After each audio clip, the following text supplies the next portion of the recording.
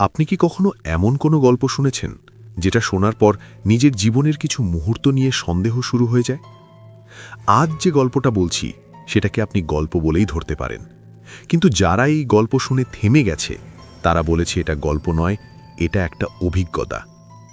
শুরুর আগে একটা কথা পরিষ্কার করে দিই, এই গল্পে কোনো দানব নেই, কোনো জাম্পস্কেয়ার নেই। এখানে ভয়টা ধীরে আসে, ঠিক যেমন সত্য আসে চুপচাপ। গল্পটা শুরু হয় বাংলাদেশের এক মাঝারি শহরে।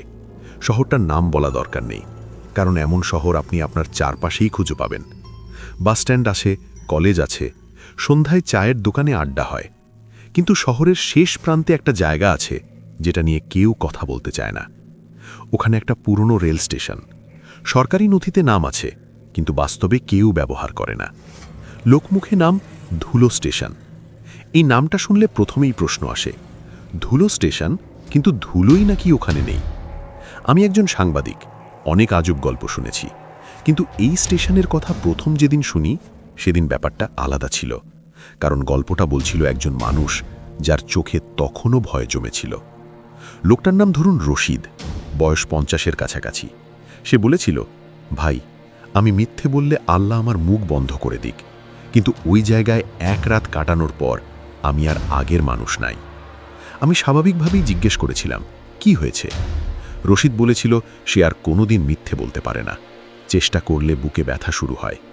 আপনি বিশ্বাস করবেন? আমি করিনি, কিন্তু নোট নিয়েছিলাম। সেই রাতেই আমি সিদ্ধান্ত নিই ধুলো স্টেশনে যাব, সাংবাদিক হিসেবে নয়, একজন সাধারণ মানুষ হিসেবে। রাত তখন 8:30। শহরের শেষ বাসটা আমাকে নামিয়ে দিল রেল লাইনের কাছাকাছি। এরপর হেঁটেই যেতে হয়। চারপাশে ফাঁকা মাঠ, মাঝে মাঝে কুকুরের ডাক। স্টেশনটা দূর থেকেই দেখা যায়, আলো নেই, তবু স্পষ্ট, যেন অন্ধকারের মধ্যে জোর করে দাঁড়িয়ে আছে।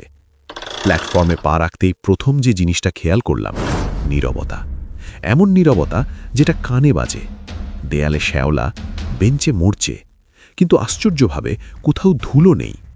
স্টেশনের মাঝখানে একটা বড় ঘড়ি ঝুলছে, কাঁটা চলছে। আমি ঘড়ির দিকে তাকালাম, 7:12। আমি নিজের ঘড়ি দেখলাম 9:41। এই পার্থক্যটাই ছিল প্রথম সংকেত।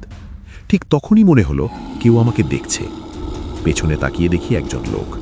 চেহারা পরিষ্কার বোঝা যায় না, কিন্তু গলাটা পরিষ্কার। সে বলল, আপনি একা না। আমি জিজ্ঞেস করলাম, আপনি কে? সে একটু হাসল, বলল, আমি এখানে থাকি। এই উত্তরটাই অস্বস্তি করছিল, কারণ এখানে থাকার মতো কিছুই নেই। আমরা দুজন পাশাপাশি বসে পড়লাম। সে কোনো প্রশ্ন করছিল না, বরং মনে হচ্ছিল আমাকে পর্যবেক্ষণ করছে। আমি নোটবুক বের করলাম, কলম ধরতেই সে বলল, এখানে লেখা জিনিস বাইরে নেওয়া যায় না। আমি থেমে গেলাম। সে জানল কিভাবে আমি লিখতে এসেছি? এই জায়গায় যদি আপনার মনে একটু কৌতূহল তৈরি হয়, ভিডিওটাতে এক্ষুনি একটা লাইক দিয়ে রাখুন, কারণ এই গল্প ধীরে ধীরে আরও গভীর জায়গায় যাবে। লোকটা আমাকে নিয়ে গেল স্টেশনের একপাশে। সেখানে একটা দরজা, তালা নেই, ওপরে লেখা রেকর্ড রুম। ভেতরে ঢুকতেই বাতাস ঠান্ডা, দেয়াল জুড়ে তাক, তাক জুড়ে ফাইল, হাজার হাজার ফাইল। সে বলল, এগুলো মানুষের কথা। আমি জিজ্ঞেস করলাম, কথা মানে? সে বলল, যেগুলো তারা কখনো বলেনি। আমি একটা ফাইল তুললাম, খুললাম। প্রথম পাতায় লেখা আমার নাম, পুরো নাম, বানান পর্যন্ত ঠিক। এই জায়গায় আমি কথা বলা বন্ধ করে দিয়েছিলাম। ভেতরে লেখা ছিল আমার জীবনের কিছু মুহূর্ত, এমন কিছু সিদ্ধান্ত যেগুলো আমি চেপে গিয়েছিলাম। এই মুহূর্তে আমি আপনাদের জিজ্ঞেস করতে চাই, আপনার জীবনের এমন কোনো সত্য আছে যেটা আপনি কাউকে বলেননি? থাকলে কমেন্টে শুধু লিখুন আছে, বিস্তারিত কিছু বলার দরকার নেই। রাত বাড়ছিল, বাইরে কোনো আওয়াজ নেই, মোবাইলে নেট নেই। ঠিক রাত 12টায় স্টেশনের ঘড়ি থেমে গেল। হঠাৎ লাউডস্পিকারে ভেসে এলো একটা কণ্ঠ, নাম ডাকছে, মানুষের নাম।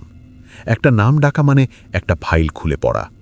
আমি বুঝতে পারলাম এটা কোনো স্টেশন না, এটা একটা হিসেবের জায়গা। এবং ঠিক তখনই আমার নাম ডাকা হলো। আমি পালাতে চাইলাম, কিন্তু পা যেন মাটিতে আটকে গেছে। লোকটা আমার সামনে দাঁড়িয়ে বলল, ভয় পাবেন না, এটা তো কেবল শুরু। ওই কথাটার পর আমি আর নড়তে পারিনি। মনে হচ্ছিল এই স্টেশন আমার শরীরের বাইরের কোনো জায়গা নয়, যেন আমার মাথার ভেতরেই দাঁড়িয়ে আছি। লাউডস্পিকারের নাম ডাকা থামেনি, একটার পর একটা। প্রতিবার নাম ভেসে আসার সঙ্গে সঙ্গে তাকের কোনো একটা ফাইল নিজে থেকেই খুলে যাচ্ছে, পাতাগুলো উল্টে যাচ্ছে, যেন কেউ পড়ছে, কিন্তু সেখানে কেউ নেই। আমি লোকটার দিকে তাকিয়ে জিজ্ঞেস করলাম, এই নামগুলো, এরা কারা? লোকটা একটু সময় নিল, তারপর বলল, এরা সবাই একসময় সত্য লুকিয়েছিল, আর এখানে এসে সেটা ফিরিয়ে দিতে হয়েছে।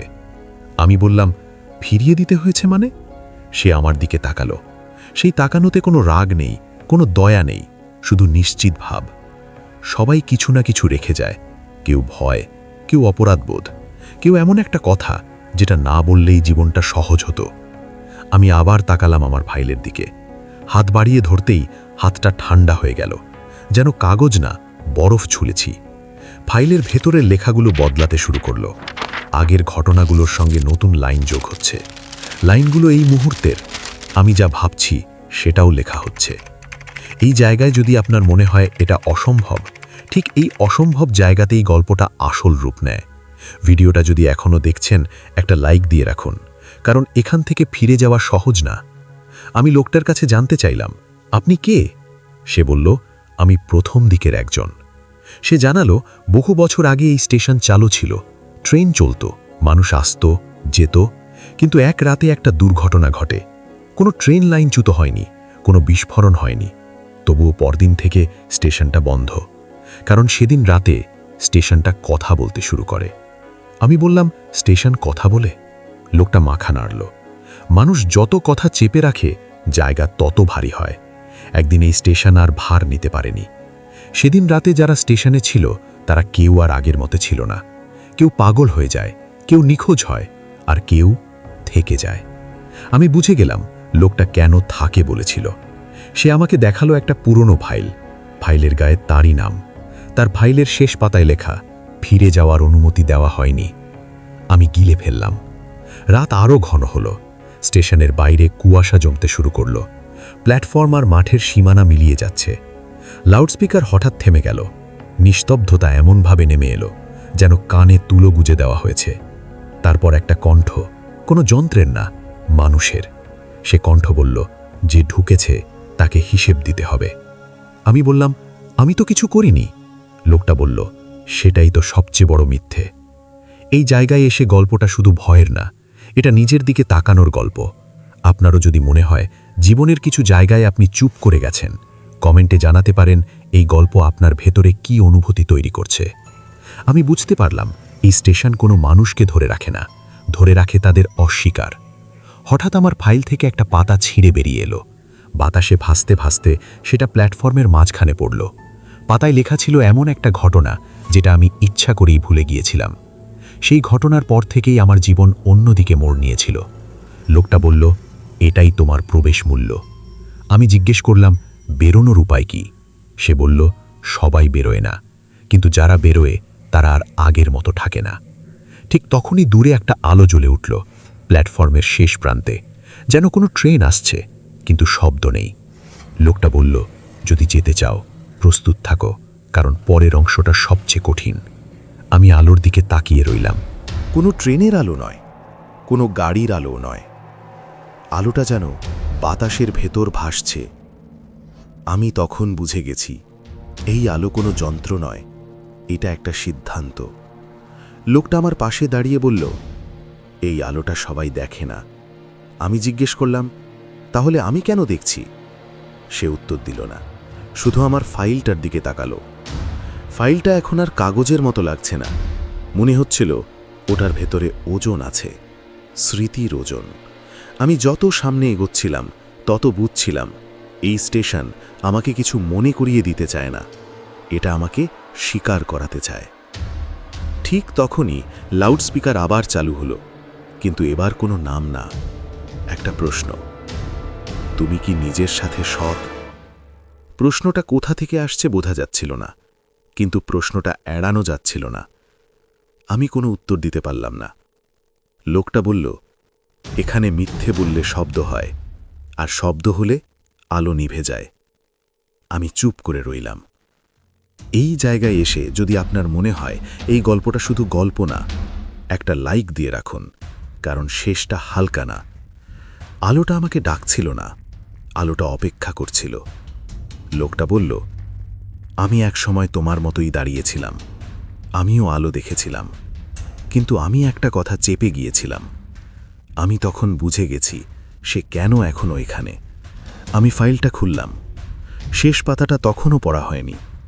পাতায় লেখা ছিল সেই দিনটার কথা, যেদিন আমি সত্য বলিনি, কারণ সত্য বললে কারো ক্ষতি হতো না, শুধু আমার সুবিধা নষ্ট হতো। আমি চোখ বন্ধ করলাম, তারপর জোরে পড়ে ফেললাম। শব্দগুলো বেরোনোর সাথে সাথেই স্টেশন কেঁপে উঠল। কোনো বিস্ফোরণ না, কিন্তু যেন বহুদিনের জমে থাকা ভার নামল। স্টেশনের ঘড়িটা আবার চলতে শুরু করল। 7:12 বদলে গেল।